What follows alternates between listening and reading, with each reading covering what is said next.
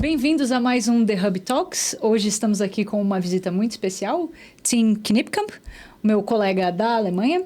E esse é um episódio especial que será gravado em inglês para que possamos receber aqui muito bem o nosso colega de hoje.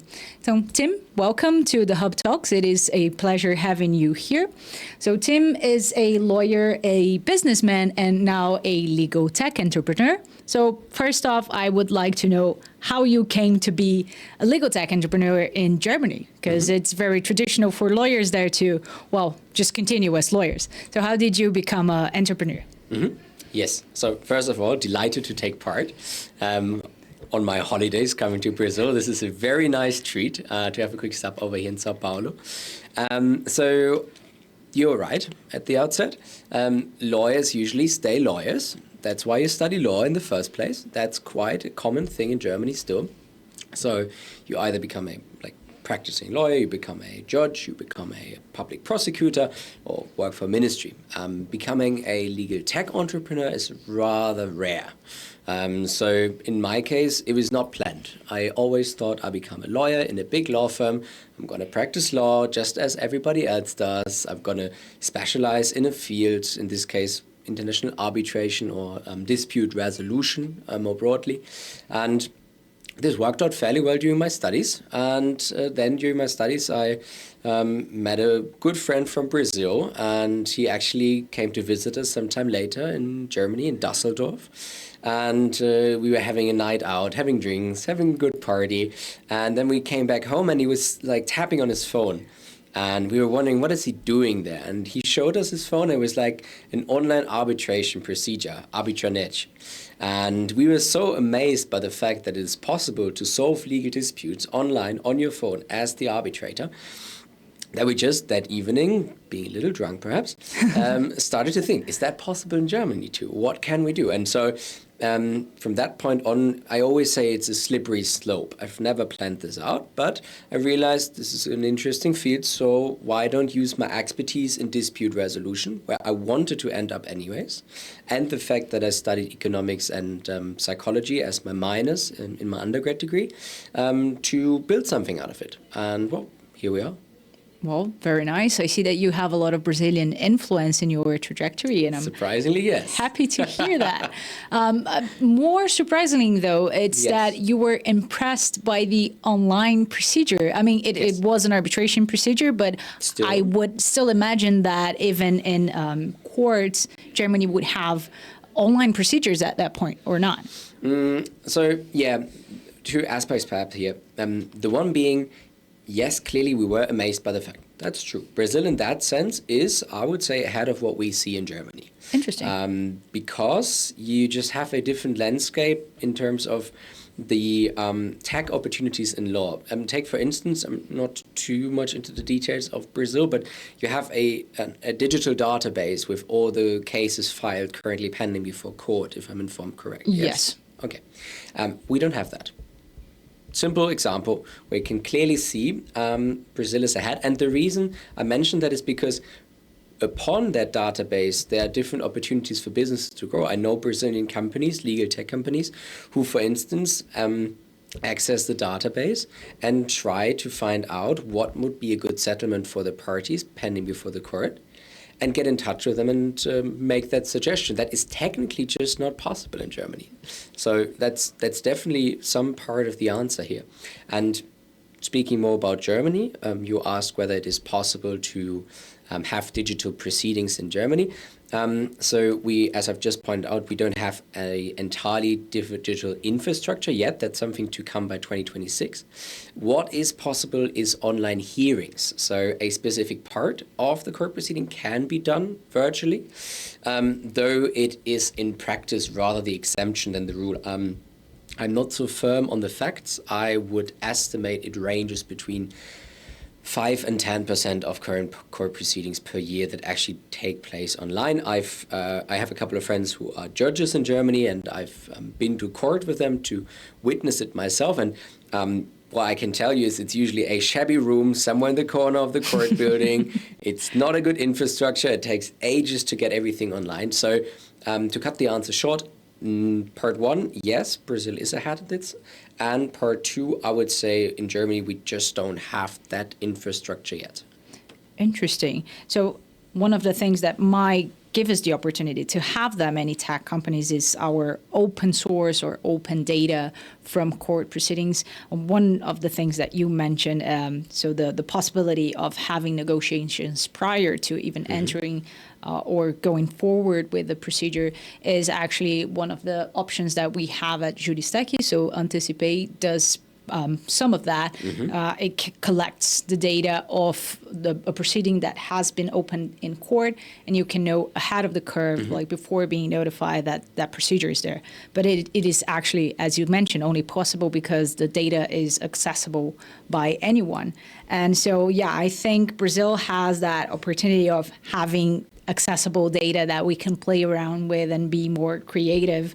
Still, I do feel that both of our lawyers, like German lawyers and Brazilian lawyers, are very conservative and concerned, and as they should be, as we should be as lawyers, about new tax coming up. So as an entrepreneur yourself and with a dispute resolution mechanism, how do you feel legal tech is being received in Germany? Do you feel there is some openness to it, or is there any flashback from the community? So what you can see, let's put it this way, not specifically limited necessarily to dispute resolution, but legal tech as a whole in Germany, you see a rather strong reception when it comes to consumer claims. We have a company, for instance, called Flightride. They operate for about 10 years, and I would project they solved across all the years a probably two-digit million number of cases. So there is a reception generally for low-value, very standardized claims you can easily enforce thereby. So in that respect, we have a couple of companies operating. Flightride is an example for online flight compensation if your flight is delayed. Right now, a company, they gross, 20 million in revenue, 30 million per year. They specialize in claims related to online gambling losses. So whenever you find claims that can be standardized easily, you would find a high reception generally by the market. But when it comes to more complex legal issues, it is something where we still stick to classic lawyers or classic court proceedings there. So what you can say is literally there's fast food available, and when you don't really care about it, obviously you're just going to go for it. But at the same time, when you want to dinner fine, you probably won't end up McDonald's. So that is the reception I would say we have. Interesting. So one of the things that I think help a lot with the data is having a large volume of data. So not only in Brazil we have access to that data, we also have a large volume of litigative issues that come to courts and so generate all of that data that we can play with legal techs and all. CNJ, as you mentioned, has the reports on that and gives us access on some of that information. But one of my other questions would be if even in Germany, you would still have that volume of data, of information and litigations to, even if you did have access to it, would it still make sense to have technological solutions related to that? Or is litigation not such a thing in Germany where you would have that data generated from it? Okay, so perhaps on the outset to give some numbers here, we have around 1.2 million cases before the lower courts of first instance and an additional 500, perhaps just 400,000 left cases before the higher courts of first instance, plus employment proceedings, which are separate. You can add up probably another million. So overall, perhaps 2 or 3 million cases per year. That on the outset said. What we see is that the data exists because there have obviously been these cases for years, though the data is not electronically accessible. What I mean by that is a lot of the cases still exist on paper in a court archive, but they are not yet machine readable and thereby not really usable. What we see on the federal level, as Germany has a obviously federal system, some courts are managed by the federal government, other courts are managed by the state government. And on the federal level, what we can see already is that within the next 12 months, the Ministry of Justice intends to implement a database where all the judgments of the federal courts, including metadata, will be made accessible. Though at the same time, on the state level, having 16 states, we don't see the same picture. It's a quite let's say, colorful landscape in that sense, with some states going ahead and projects running already to digitalize all the old archive cases, and other states who still don't consider that to be a priority. So the answer is, as of right now, we don't have the data to be utilized in the way that you describe, but I believe this will change within the forthcoming perhaps 2 to 5 years. As you mentioned, you have a lot of litigation, not necessarily being a litigative country, but you yourself are working in a dispute resolution mechanism as a legal tech solution. Yes. So being a country that does not search that much for litigation, do you still think that there will be a lot of people searching for this type of solution, especially considering the cultural differences that you may have in Germany of people being more conservative about legal choices? Mm-hmm. When we speak specifically about the field of dispute resolution and its intersection with legal tech, again, a couple of numbers might help at the start. Or perhaps that's just my German attitude to it. So what you should know in the first place is that over the course of the past 25 years, roughly, we see a decline in court proceedings. In fact, a quite drastic one. The lower courts of first instance, we have 57% less cases than in 1995. With the higher courts of first instance, I think we are moving around minus 30%. And with the employment tribunals, it's the highest number. It's minus 59% of cases compared to 1995. We've actually checked that as part of figuring out whether there's a viable market. So what you can see generally, there's the huge decline. Though that doesn't necessarily mean that we fight less. I highly doubt that. We are still a quite conflicting society, as most are. Whenever there is a relationship, there is the risk that at some point it might arise a dispute there. So you might wonder then what can be the reasons here. Why is there such a large decline, halving the number of cases we face? And what we realized at the same time, there's a statistic asking at which amount of money you would go before the courts. So up to which amount would you just let your claims fall, and where would you say I would actually enforce them? And that amount at the same time rose continuously.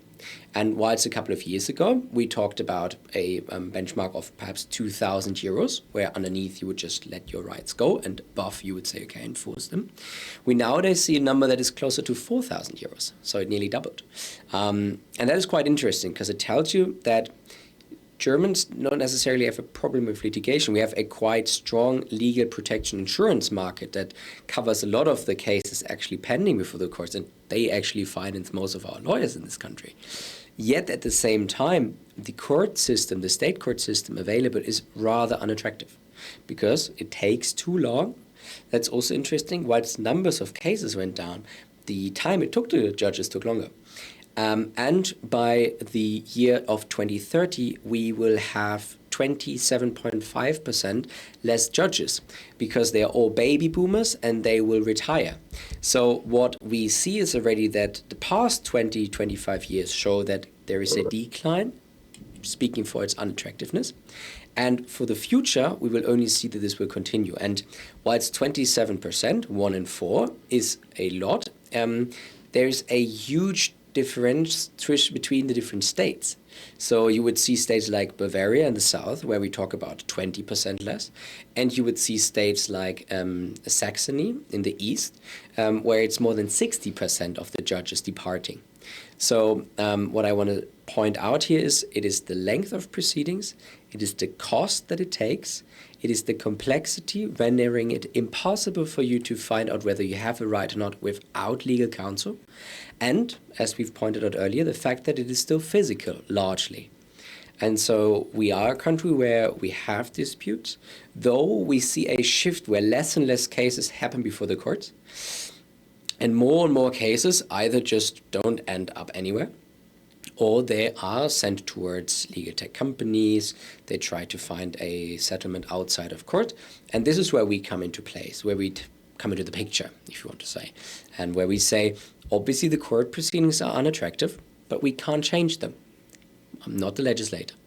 But what I can do is come up with an alternative where I believe this might also help them in a different format, in a different way.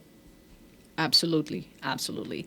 And you mentioned that you also have a background in economics, and that's very interesting because all of this talk about data and tech and law actually keeps bringing us back to, well, there is a reasoning behind everyone, considering the economical factor of litigating or even going towards any type of solution. So, as you mentioned, in Germany, you have a different landscape than we do have in Brazil. A lot of our consumer litigative issues are free of charge through most courts.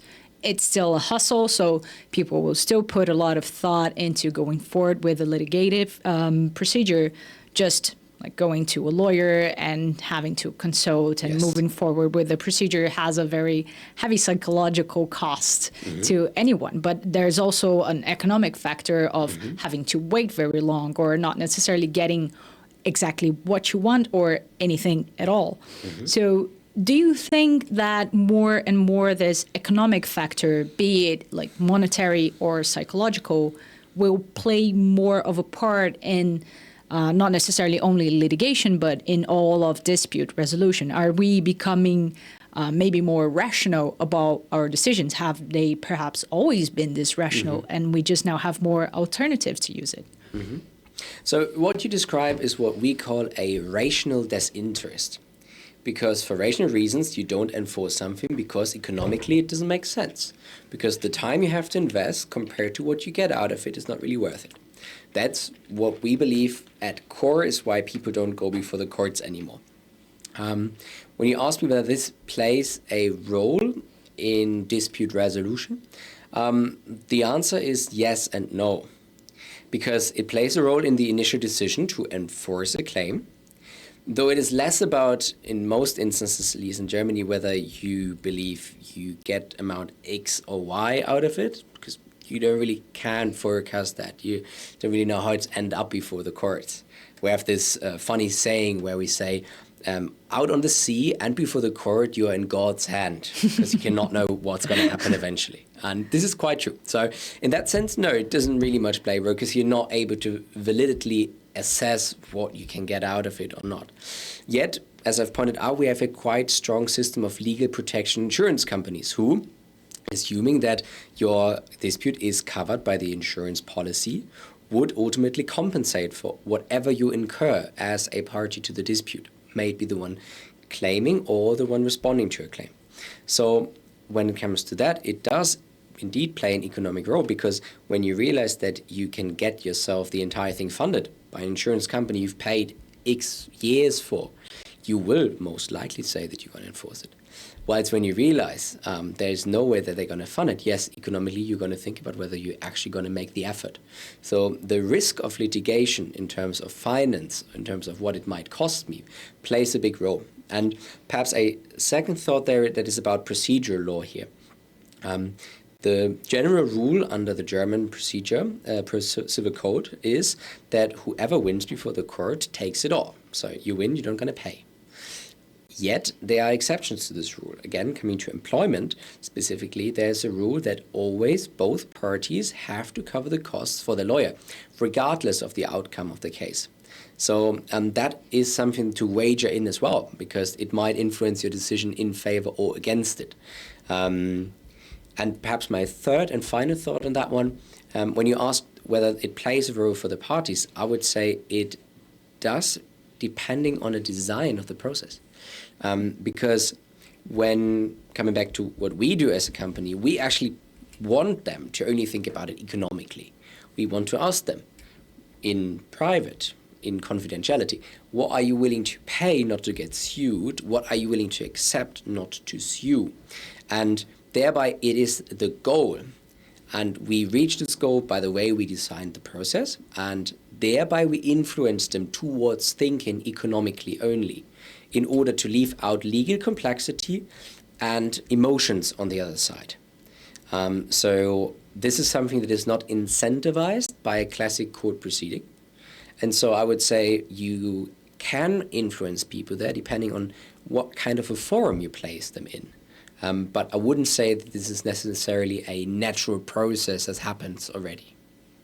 So would that process design be more of a dark pattern that you're trying to lead people towards, or is it actually a good pattern of we just want people to see that they have this option and go towards them? Mm-hmm. How we frame it in one term, again speaking, is economic surplus. So from our perspective, everybody at the table can gain economically.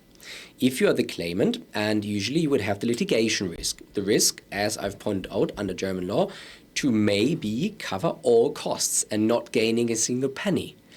In that sense, any settlement happening is something in your favor.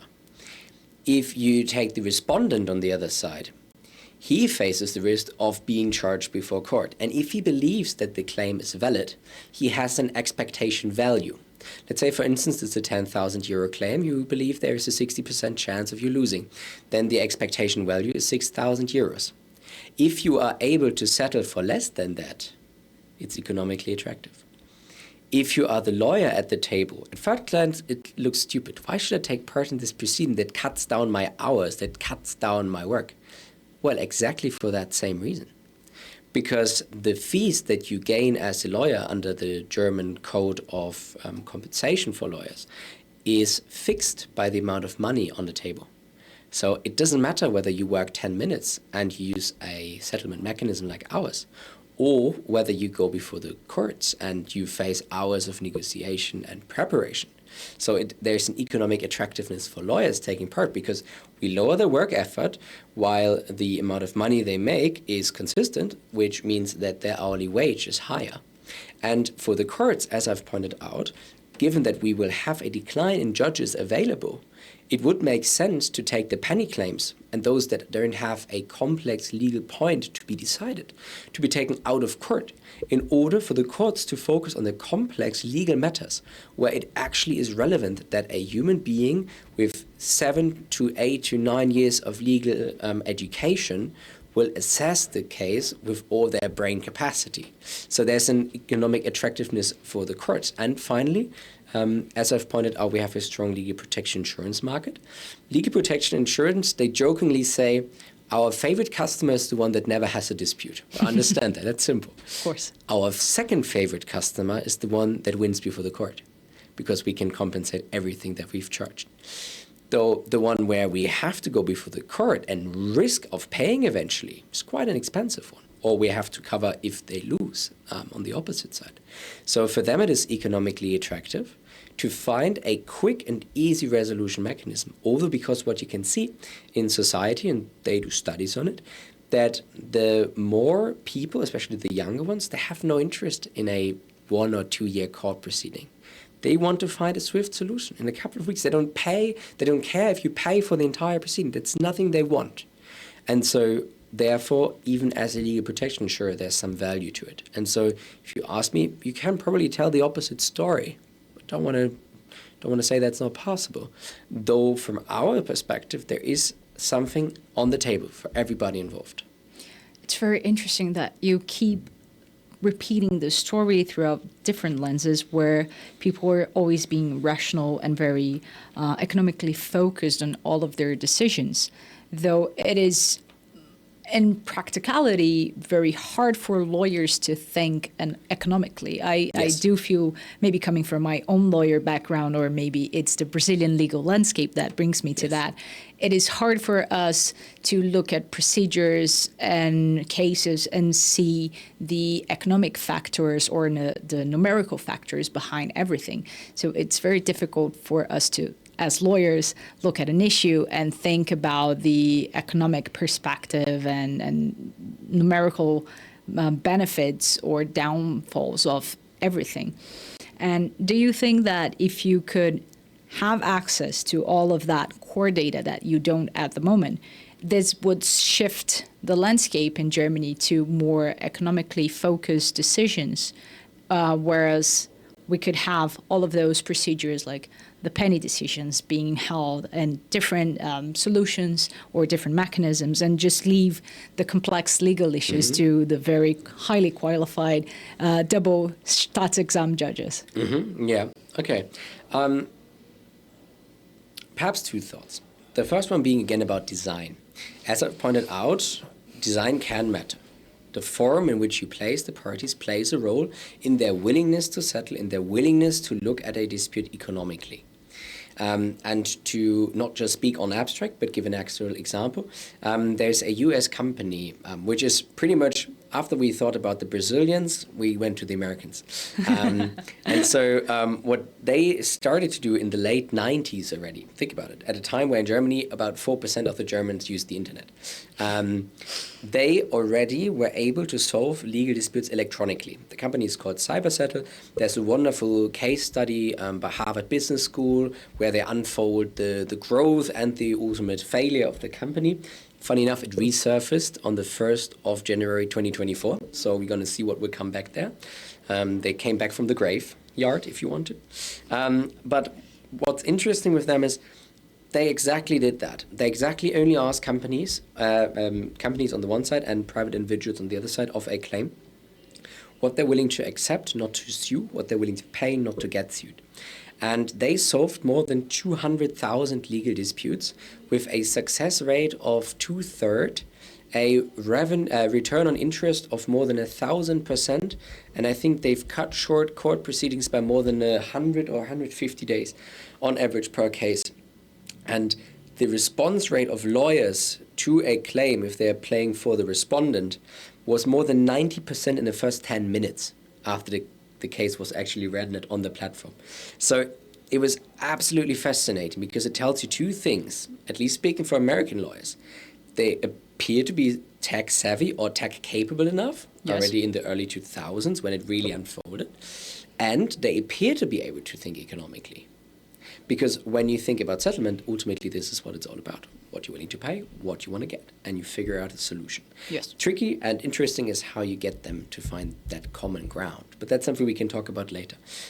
So that's the perhaps one side to the story, where I would say that has a huge impact on the ability of parties to come to settlement, to think economically. Yeah. Interesting. So you spoke about that common ground and how to get people there. Yes. Is it related to how you design the procedure? Can we use psychological anchors or any other cognitive method to get people there? And do you have any ideas? Well, probably you do have many, but tell us. This brings us to the second point that I just neglected to mention. The second question you have to ask yourself is, what do you want? If you want rights, you go before the courts. If you want your emotions, if you want to say, I have a sorry, you go for a mediator, or you just speak to one another, which would be the most convenient solution. Economic thinking only applies where it's about interest, where it's about ultimately, and interest usually can be equal to an amount of money, where it's not about, I want to be right, where it's not about, I want to hear sorry, but where it's about, I just want to put my position in the best position possible. And this is where economic thinking applies. You might be able, as I've pointed out, given the forum, to shift interest and say, forget about your rights, forget about your emotions. At the end of the day, let's find a nice solution, then you buy yourself some holidays from it and you will feel better than going before the court. So, as I've said, design plays a role. On the other side, it is what you always have to think about, what do you want? And only in the field where we think about interest, that's where it plays a role to think economically. Besides that, it doesn't matter too much. And so that's where it matters. And when you ask me specifically, what can you do? What the Americans did and what we also intend to do very soon on the market is that we say, why don't you just put the cards upside down? It's super simple. It's super stupid. That's so funny. It's such a simple trick. It doesn't mean much, but it means a lot psychologically. Because from a game theory standpoint, it is what we would describe as a sealed bid auction proceeding. And whilst when you have open bids and you try to find the best position, you oftentimes take a dominant strategy. You're just going to push for it and just say, no, I want this, and I want this, and yeah. And you have an internal position and you have an external position. You have the one that you're sharing and you have a real amount that you are ultimately, finally willing to accept or to pay. When you flip the cards upside down, you say, I can't see what you are willing to pay, and you can't see what I'm willing to accept, and only a third intermediary can see that. That plays a huge role, because a dominant strategy where you just push for your maximum doesn't really help that much anymore. You have to find a common ground here. And that is the one thing where I believe, again, design matters. Because it's a simple trick, but it changes the likelihood of settling. And this is exactly what the Americans did. Just anecdotically, to explain that, the American company grew out of a real legal dispute. I think it was traffic law happening somewhere in the States. And the lawyers, by chance, acting for both sides, were friends in private. And so what they did was, when they realized that they had a dispute, they were like, let's do it a little different, because they've negotiated for weeks. It just didn't work out. And they said, oh yeah, we can go for court, but come on, we're friends. Let's try something new. And so both of them wrote 3 amounts on a sheet of paper, and they both passed it to the clerk. And the clerk should raise their thumb, or his thumb, or her thumb, I don't know, when the division between the two of them is less than $5,000. And imagine, before they were far apart. Eventually, they were less than $1,000 apart. Having negotiated for weeks with open bids, all they did, they sealed their bids, they gave it to a neutral third party, and it shrunk down their problem, because all they did were thinking economically. It was not that one brought up a nice legal argument and the other one responded with a nicer one. That doesn't matter. Because you can have the nicest arguments. That's not ultimately in the interest of your client. And that's the difficulty there, because you have to align counsel interest with client interest. Though theoretically they should always be aligned, they practically are not. And so that's something you have to put into the context, especially in law as well. And it's funny, it worked. And that's when one of the counsels realized, I should do this. I should do this in large scale. I shouldn't just do this as a single person. And so they've developed an online mechanism to do the exact same thing they did physically before. It is funny how a lot of new dispute solutions or dispute resolution mechanisms arise out of the sheer creativity of lawyers trying to resolve a dispute amongst friends. So yes. Your story of how the Americans did it, it also reminded me of how dispute boards came to be, of just, hey, maybe we should take this to an expert and see what they think about the dispute, instead of just lawyers who don't know anything about construction discussing this at length through legal lenses, when we should maybe consult with an expert of this technicality. And so it actually brings a lot of creativity of lawyers to come up with these new solutions of, well, maybe if we consider this economically, or maybe if we use different methods of negotiations and mediation, because what you're describing is actually something that could be done in mediation, for instance. You just have a neutral third party that can look at papers and say, well, these are very close together, or maybe not. And so you take advantage of all of that and you place it into what comes to be a whole new procedure in itself. And all of that comes off a lot of creativity into the complications out of disputes. But what I couldn't stop thinking about is that you mentioned the designing of the process, but all of this arises after we have a dispute. And it has become one of the things we are looking for in Brazil, and maybe it is becoming a fashion in Germany, to have a lot of dispute preventions. Maybe you see even your tech company as a dispute prevention mechanism, because you do not get to the point of going to court. That might very well be the case.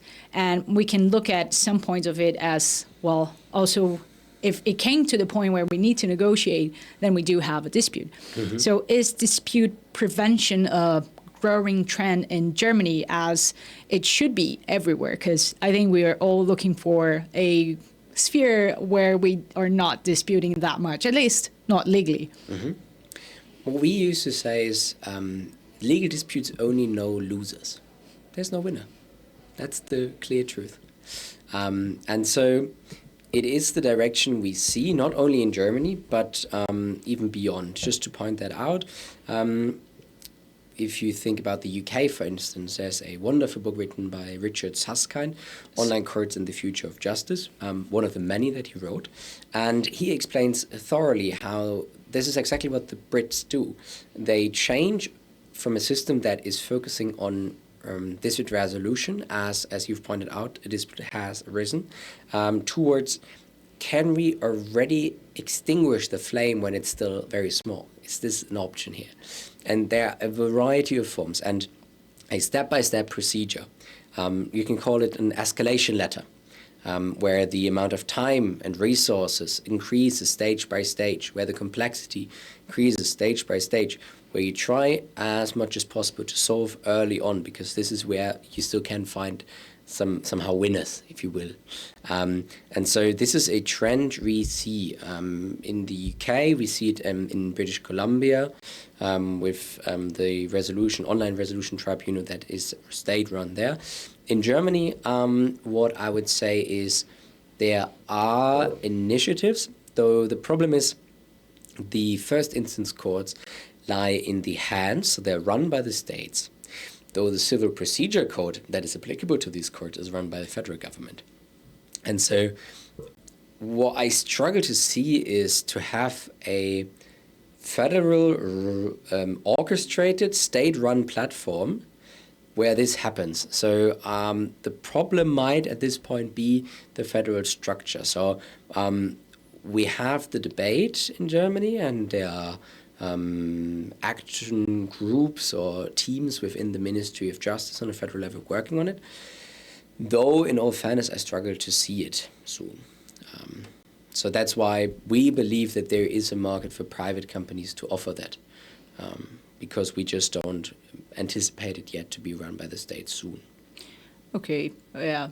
I don't think we have that many state-owned or resourced solutions in the area of dispute prevention, but one ongoing trend and fast-growing one in Brazil is actually the usage of legal design as means for dispute prevention.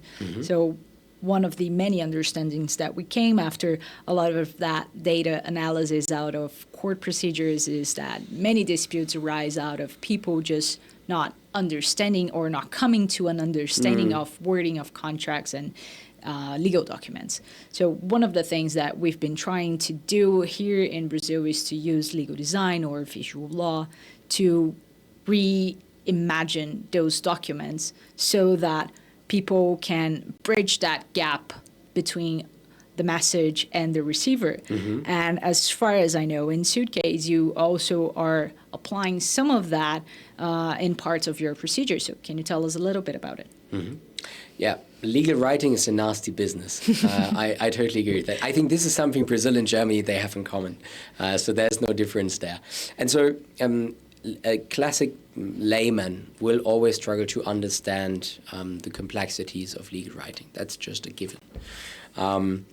And it's funny enough because oftentimes there is no necessity to write so complex. And I realize that time and time again myself. Would you say that Germany has that as Yes. we do in Brazil, unnecessarily complex lingo for lawyers? Yes, I think this is part of what justifies the hourly rate, I would say. So oftentimes there is no necessity. So again, I think you have to scale here. Like the analogy I've made with fast food and fine dining. When we talk about a contract of lease of an apartment or something, standard contract, no special apartment, it's not worth millions.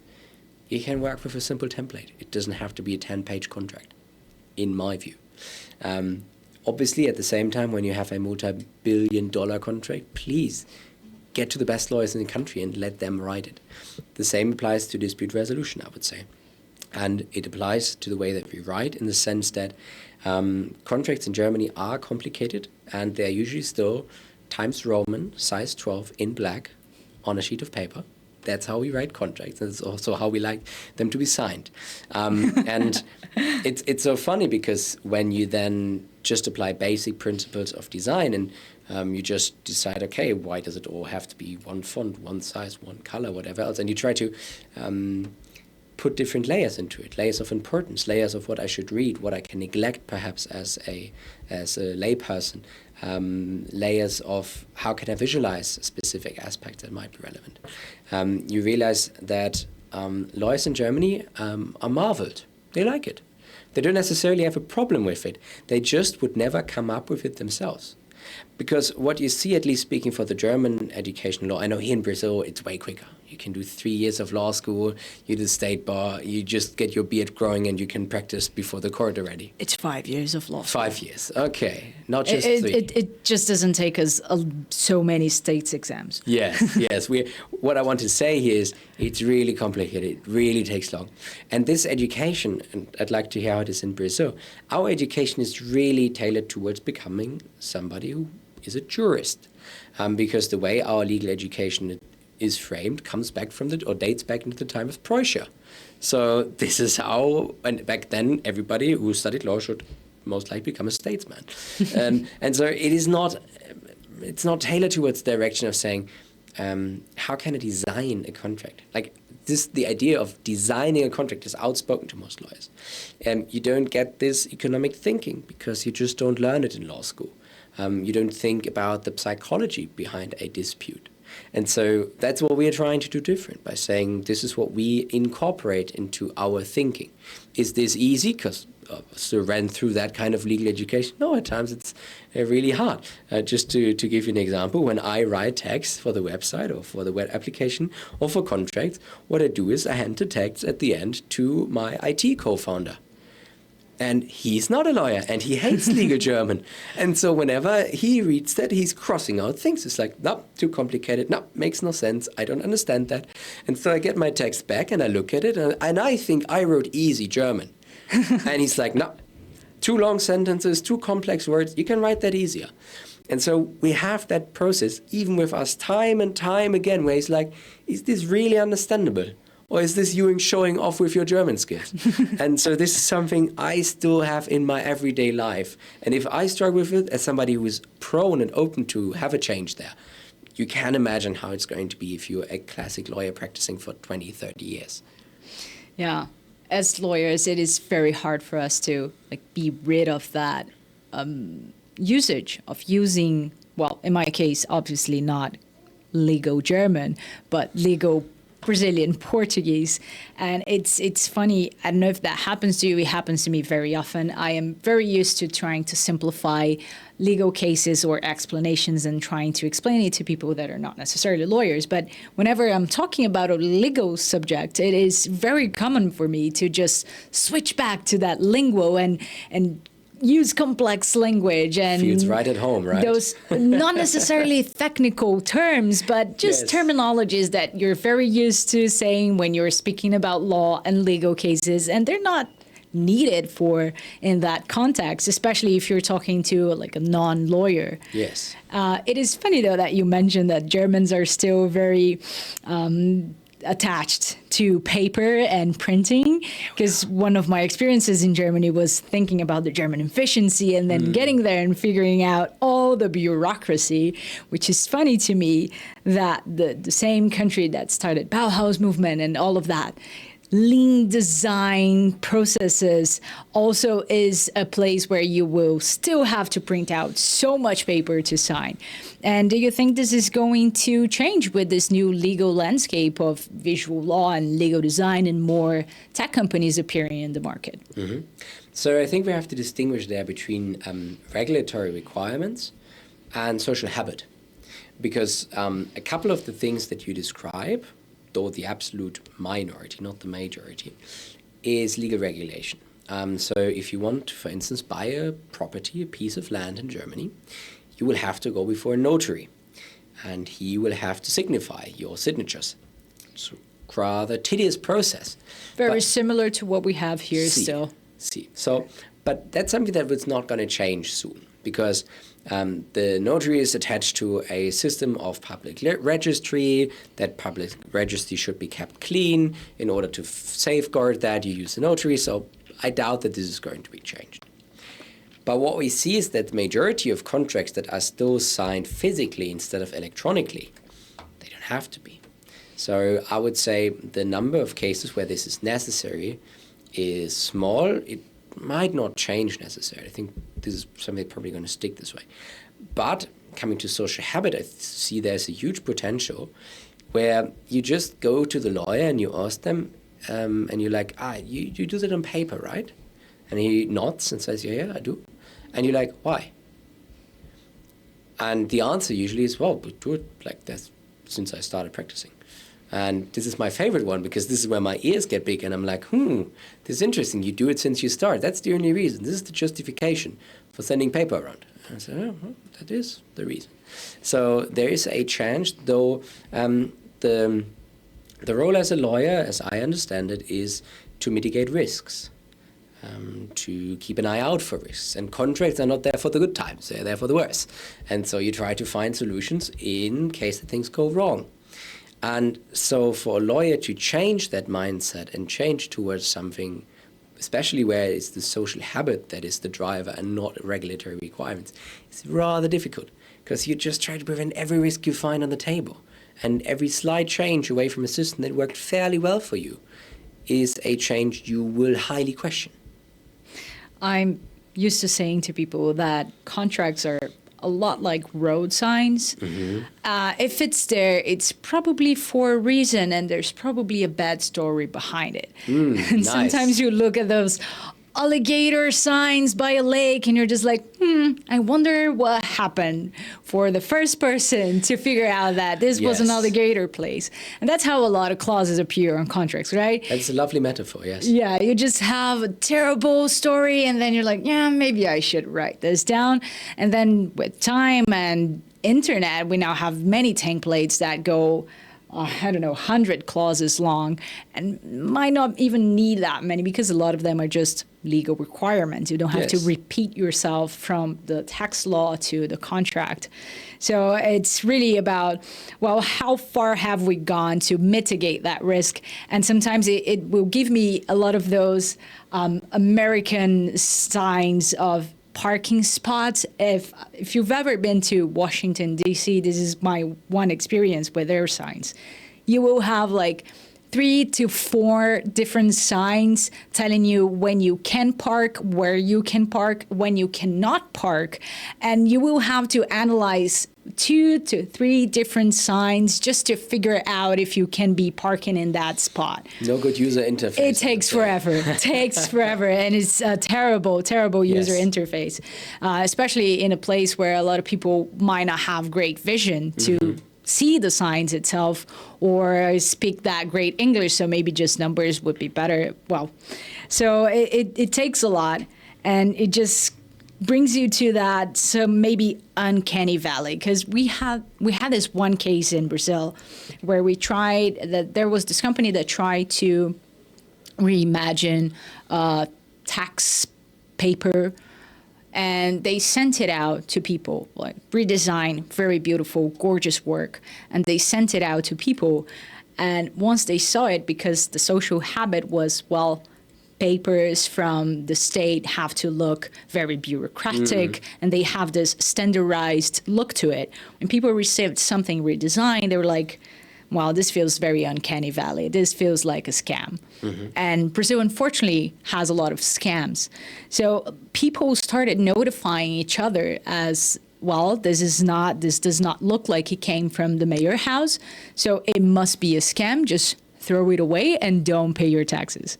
So it is kind of hard to figure out that balance between how much can we push design or language so that we can bring people out of that social habit, but still not necessarily breaking any regulations, as you mentioned.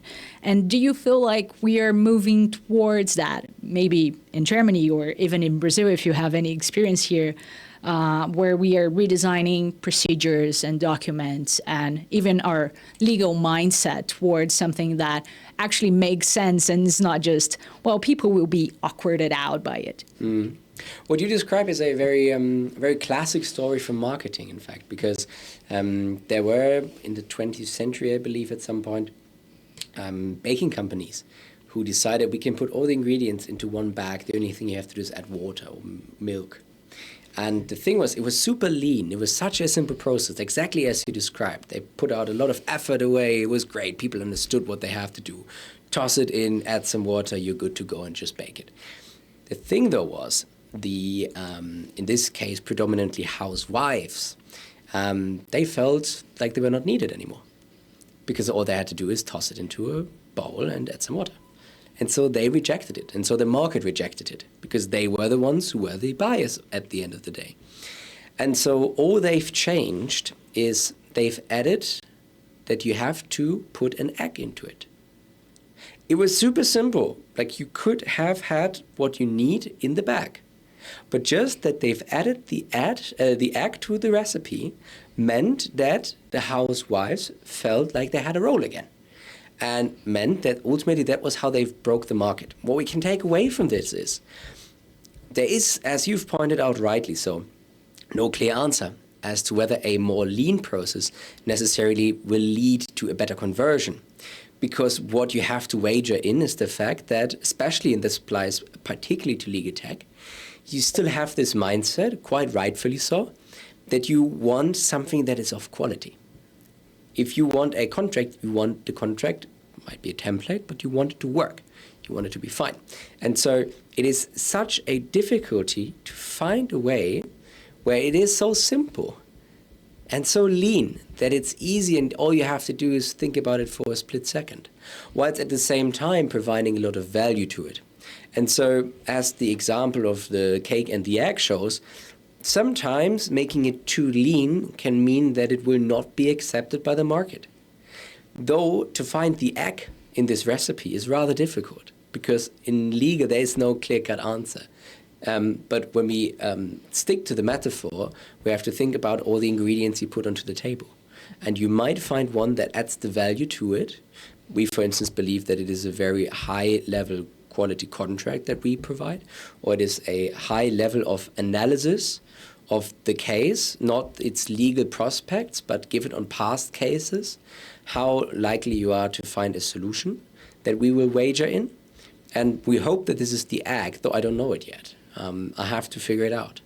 Well, I think we all do. Yes. Both in Germany and in Brazil, we are all working towards figuring out where to put our complex efforts. And I think this is true for lawyers anywhere, be it in Brazil, Germany, Europe, the United States, anywhere. We all are trying to find ways to use our skills and knowledge towards not necessarily making things more complex, but resolving complex issues and figuring out ways to make the complex simpler.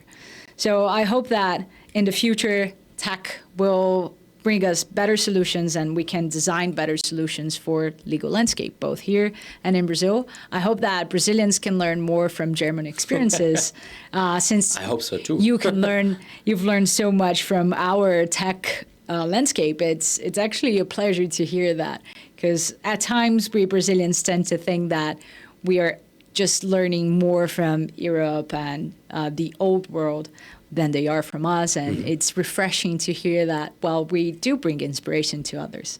And I hope that other people continue to see it. More people in Europe and elsewhere, and, well, even Brazilians should see it as well. It has been a pleasure hosting this podcast here with you. Thank you so much for accepting this invitation. You are more than welcome to join us any other time. And thank you so much for the insights on all of the German landscape. It has been a true pleasure. And if you have any final comments, this is your go. No final comments. You said all that has to be said. I thank you for the time. Cheers. Thank you, Tim. And muito obrigado por comparecer a esse Dhub Talks.